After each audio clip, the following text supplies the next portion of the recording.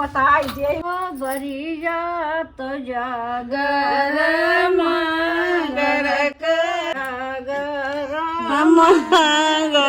करियो मोर पियवा तोहरी निराने रुक मिल हो तो घर घर घर भाई ठोकी ठोकी घर भाई हो मोरी बलिया से आए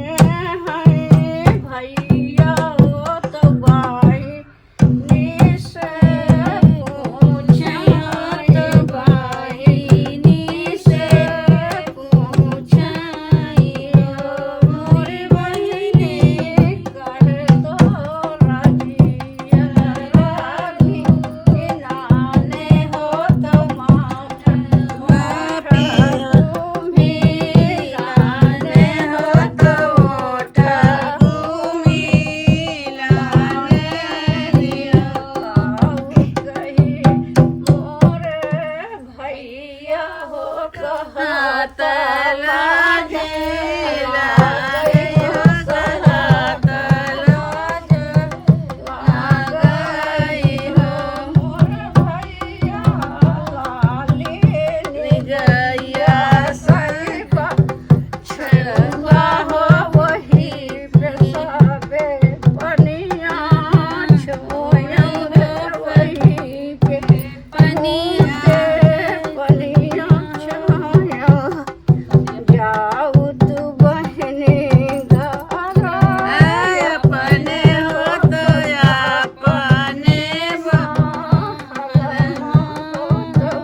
अपने माल माया मोरे बहने जाऊ तो अरे होई है बेटुआ हो तो घर से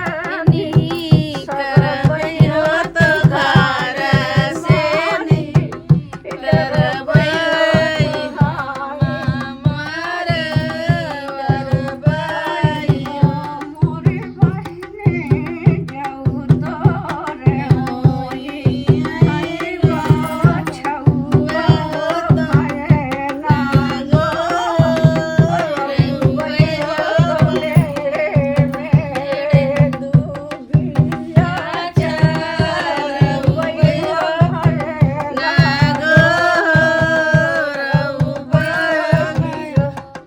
रसो में कटोरिया मांगबै हो बछौ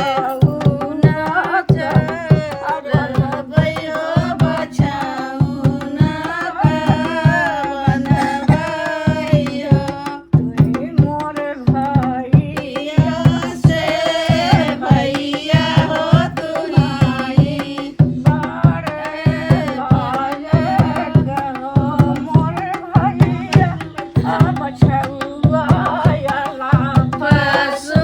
कुवार हो सुटकुनिया जीनी मार हो सुटकुनिया जीनी मार राम वाह बहुत अच्छा अरे बहुत अच्छा। सीख लिया हम बताई दे बुढ़िया अम्मा वाला हाँ ही गाने भजन कीर्तन सुनना है तो मेरे चैनल को सब्सक्राइब करें और बेल आइकन को प्रेस करना ना भूलें। धन्यवाद।